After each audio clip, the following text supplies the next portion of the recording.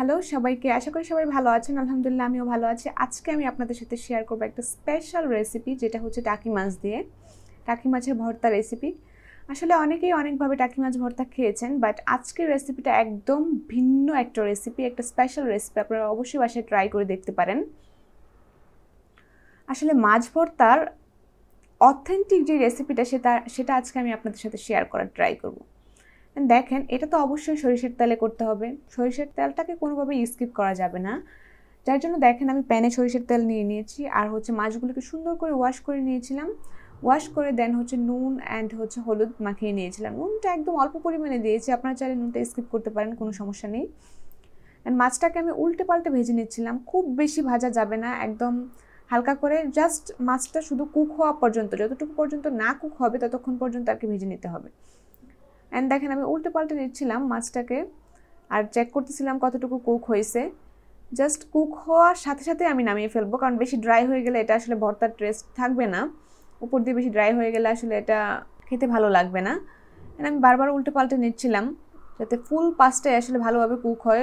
And দেখেন এই পর্যায়টাতে আমি একটু চেক করতেছিলাম মাছটা সিদ্ধ হয়েছে কিনা। দেখেন মাছটা যেহেতু সিদ্ধ হয়ে গেছে, মাছটা মাঝখান থেকে চাপ দেওয়ার সাথে সাথে মাঝখান থেকে ভেঙে যাচ্ছে, তার মানে মাছটা সিদ্ধ হয়ে গেছে। এ পর্যায়ে আমি বাটিতে তুলে নিচ্ছিলাম মাছগুলোকে।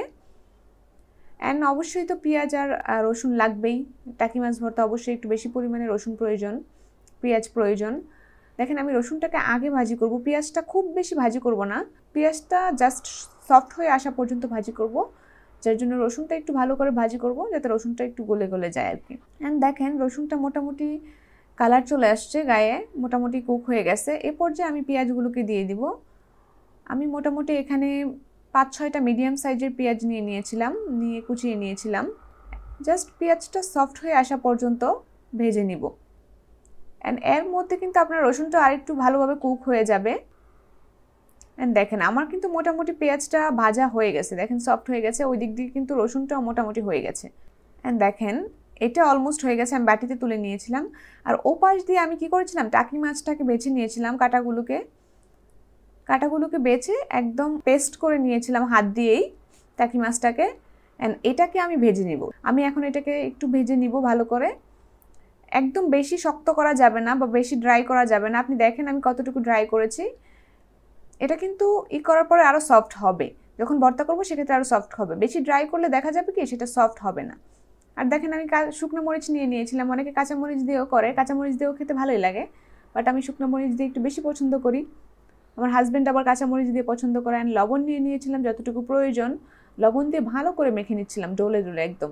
অনেকে আসলে এটাকে হাত দিয়ে মাখতে চায় না, বাট হাতের মাখা ভর্তা যেই পরিমাণ টেস্ট হয়, অন্যভাবে যে কোনোভাবেই আপনি করতে পারেন, ওটা ওইরকম টেস্ট কখনোই হবে না, এটা আমি গ্যারান্টি।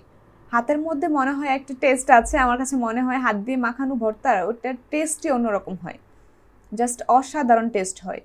আর দেখেন এই মরিচটা দেখতে কি পরিমাণে লোভনীয় লাগতেছে, এটা দিয়ে তো মনে হচ্ছে পেঁয়াজ মাখানোর পরে এমনিতেই খাওয়া যাবে। দেখেন আমি পেঁয়াজগুলোকে নিয়ে নিচ্ছিলাম। পেঁয়াজগুলোকে নিয়ে দেন হচ্ছে রসুনগুলোকে না আমি একটু একটু করে ভেঙে দিচ্ছিলাম, কারণ তাহলে এটার কম্বিনেশনটা খুব ভালো আসবে, মিক্স কম্বিনেশনটা। আর জাস্ট দেখেন এখন যে ভর্তাটা দেখাচ্ছি, এটা দিয়েই তো 1 প্লেট 2 প্লেট ভাত অনায়াসে খেয়ে ফেলা যাবে। এখানে মাছ অ্যাড না করলেও এটা দিয়েও আপনি 1 প্লেট 2 প্লেট ভাত অনায়াসে খেয়ে ফেলতে পারবেন। আর দেখেন এটার মধ্য থেকে এমন ফ্লেভার আসতেছিল, সরিষার তেলের ফ্লেভারটা আসতেছিল, যেটা অস্থির লাগতেছিল। আর দেখেন এখানে আমি টাকি মাছগুলোকে নিয়েছিলাম। টাকি মাছগুলোকে কিন্তু খুব বেশি ভাজা যাবে না, একদম সফট সফট করে ভাজতে হবে, জাস্ট গন্ধটা যাতে চলে যায়। অ্যান্ড দেখেন আমি একদম কচলে কচলে ডোলে ডোলে এটাকে ভর্তা করে নিয়েছিলাম। এই ভর্তাটা এত এত এত বেশি টেস্ট হয়েছিল কি বলবো, জাস্ট অসাধারণ টেস্ট হয়েছিল। অনেকেই অনেকভাবে ভর্তা করে। আর এখানে অবশ্যই যদি ধনিয়া পাতা বাসায় থাকে সেক্ষেত্রে অ্যাড করবেন। আমার যেহেতু ধনিয়া পাতাটা বাসায় ছিল না, যার জন্য আমি দিতে পারি নাই।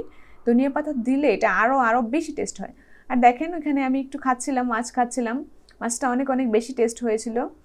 আর দেখেন আমি ভর্তাটাও চেক করতেছিলাম, লবণ টবণ ঠিক আছে, একদম পারফেক্ট হয়েছিল ভর্তাটা।